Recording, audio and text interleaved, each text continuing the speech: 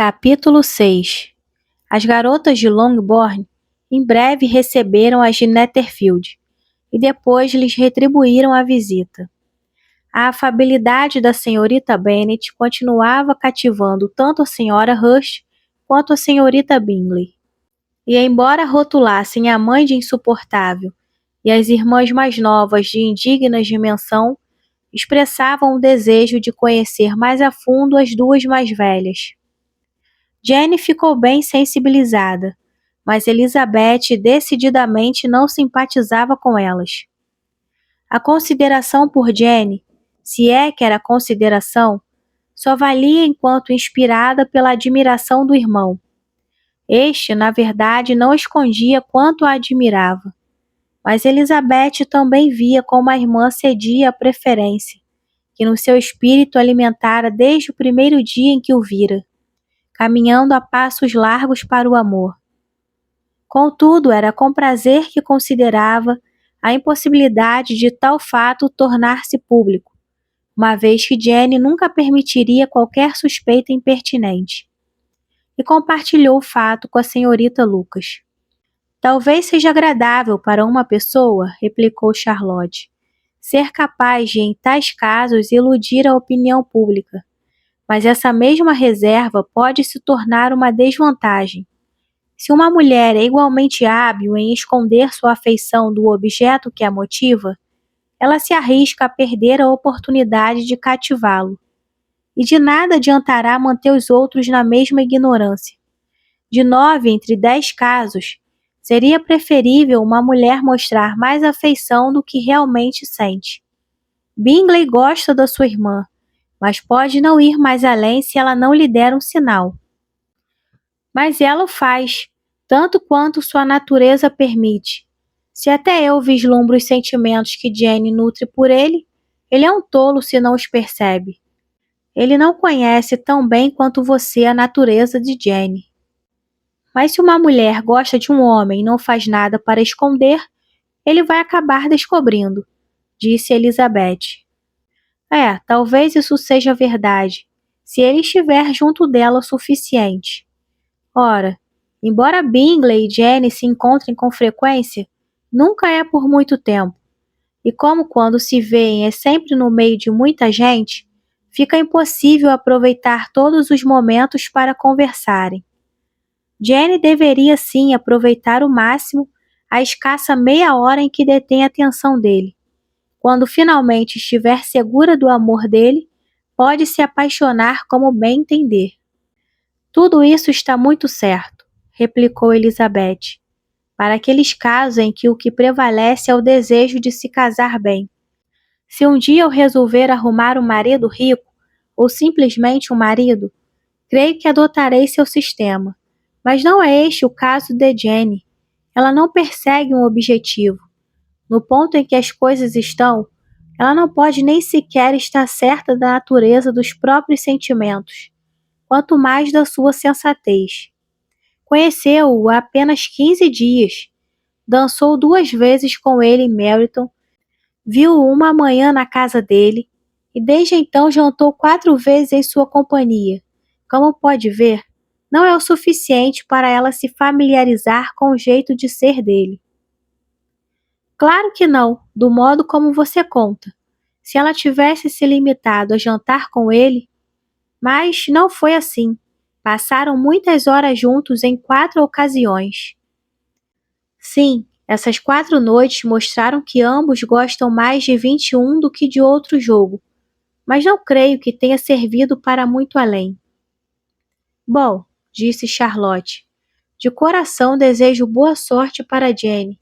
Se ela se casar com ele amanhã, eu diria que a possibilidade de ser feliz é tão grande quanto se tivessem passado 1 ano se conhecendo melhor. A felicidade no casamento é uma questão de sorte. Por mais profundos que sejam o conhecimento mútuo ou a identidade entre as partes interessadas antes do enlace, esses fatores em nada contribuem para a felicidade. Quanto menos conhecer os defeitos daquele com quem se vai passar o resto da vida, melhor será. Você me diverte, Charlotte, mas isso não faz o menor sentido. você mesma não agiria assim. Ocupada em observar a atenção que o Sr. Bingley concedia à sua irmã, Elizabeth estava longe de suspeitar que ela própria se tornara objeto de certo interesse aos olhos do Sr. Darcy. Ele, a princípio, lhe admitira uma certa beleza quase com relutância. No baile, olhara para ela sem admiração, e na vez seguinte olhou-a apenas para criticá-la. Porém, ainda mal ele se certificara da quase inexistência de um traço bonito naquele rosto, quando começou a achá-la especialmente inteligente pela bonita expressão de seus olhos pretos. A esta descoberta sucederam-se outras igualmente desconcertantes. Embora seu olhar crítico tivesse detectado mais de uma falha de simetria perfeita na forma do corpo dela, admitia que era uma figura graciosa e agradável. Apesar de considerar os modos de Elizabeth muito aquém dos do mundo elegante, cativaram-no pela sua graciosidade simples. Ela não dava conta de nada disso. Para ela, ele não passava de um homem antipático, que não a achara suficientemente atraente para dançar. O Sr. Darcy começou a sentir o desejo de conhecê-la melhor, e como primeiro passo para conversar com Elizabeth, passou a assistir às conversas dela com os outros. Tal atitude chamou a atenção de Elizabeth quando se encontraram na casa de Sir William Lucas, onde se reunia um numeroso grupo de pessoas. Que pretenderá o Sr. Darcy ao escutar minha conversa com o Coronel Forster? Essa é uma pergunta que só o Sr. Darcy poderá responder. Mas se ele tornar a fazê-lo, garanto que lhe direi na cara que sei bem o que pretende. Ele tem uma maneira de olhar bastante irônica. Se eu não lhe mostrar minha insolência, em breve ficarei aterrorizada por ele.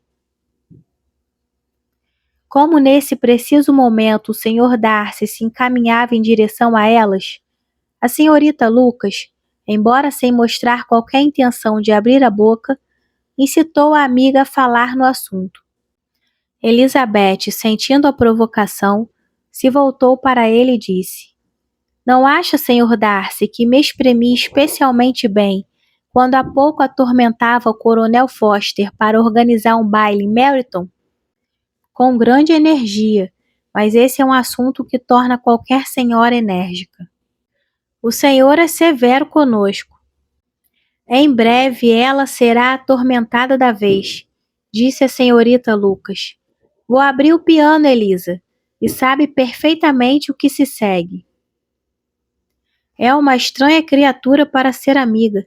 Está sempre me fazendo tocar e cantar na frente de todos e de qualquer um. Se minha vaidade fosse voltada para a música, serias inestimável. Mas como não é o caso, preferia não me apresentar perante aqueles que devem estar habituados a artistas consagrados.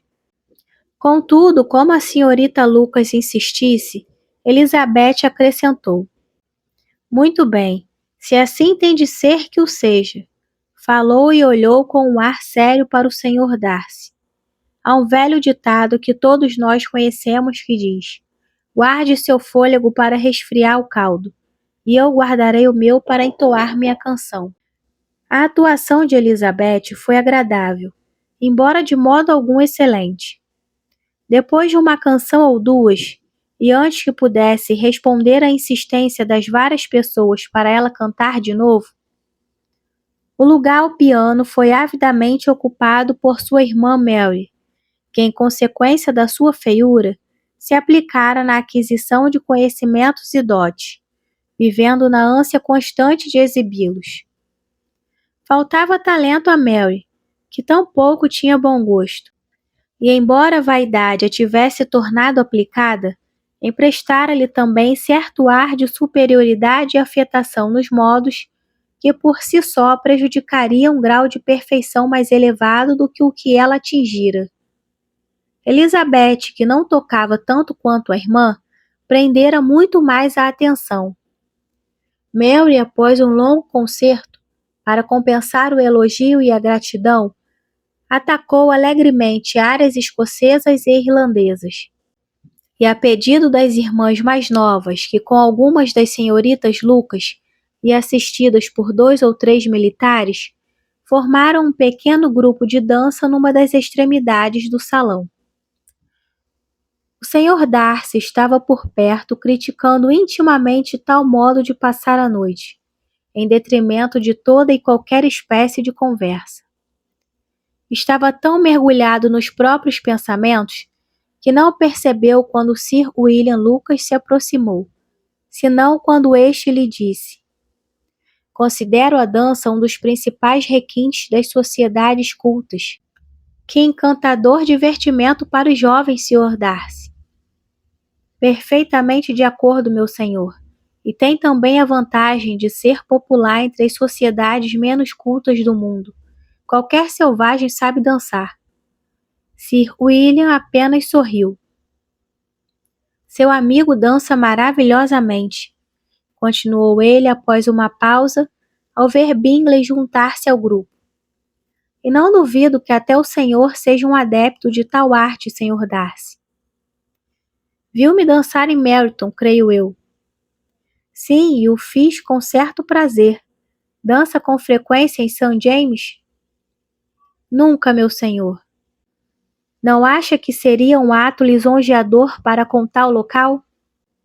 Esse é um lisonjeio que sempre que posso evito fazer a um local, seja ele qual for." "Tem uma casa na capital, presumo." O Sr. Darcy se curvou em sinal de assentimento.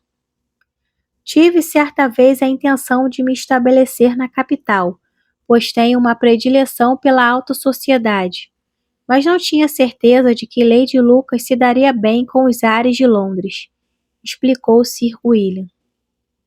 Fez uma pausa na esperança de uma resposta, mas seu interlocutor não estava disposto a dá-la. Como nesse momento Elizabeth passava por eles, ocorreu-lhe de súbito a ideia de um gesto deveras galanteador, e chamou-a. "Querida senhorita Eliza, por que não dança?" "Sr. Darcy, permita-me que lhe apresente esta jovem como um par desejável. Não se recusará a dançar, creio eu, perante tanta beleza." Pegando na mão dela, deu-a ao Sr. Darcy, que apesar de extremamente surpreso, fez menção de tocá-la, quando Elizabeth a retirou no mesmo instante, e numa certa agitação disse para Sir William: "Por Deus, meu caro senhor, não tenho qualquer intenção de dançar. Peço-lhe que não pense que passei por aqui apenas em busca de um par." O Sr. Darcy, compenetrado e correto, pediu-lhe que lhe desse a honra de dançar, mas foi em vão. Elizabeth estava decidida, e nem Sir William conseguiu persuadi-la. "Tem uma maneira tão bonita de dançar, senhorita Eliza, que é cruel da sua parte negar-me a felicidade de apreciá-la. Embora este cavalheiro, de um modo geral, despreze tal divertimento, tenho a certeza de que não se oporá a entreter-nos durante uma escassa meia hora." "O Sr. Darcy é de uma delicadeza sem limite", concluiu Elizabeth sorrindo. "Ele de fato é, mas tendo em vista o incentivo, querida senhorita Eliza, não podemos nos espantar com sua complacência. Afinal, quem se oporia a tal par?" Elizabeth lançou-lhe um olhar malicioso e se afastou. Sua resistência não feriu o cavalheiro. Ele estava pensando nela quando foi abordado pela senhorita Bingley. "Acho que sei qual o assunto de meditação tão profunda." "Creio que não", disse o Sr. Darcy. "Estava pensando que insuportável seria ter de passar mais de uma noite assim, com tal gente, e na verdade estou plenamente de acordo com você. Nunca me senti tão aborrecida. A insipidez e não obstante a algazarra, a nulidade e não obstante a presunção de toda essa gente. O que eu não daria para ouvi-lo censurá-los?" Está redondamente enganada. Pensava em coisas bem mais agradáveis.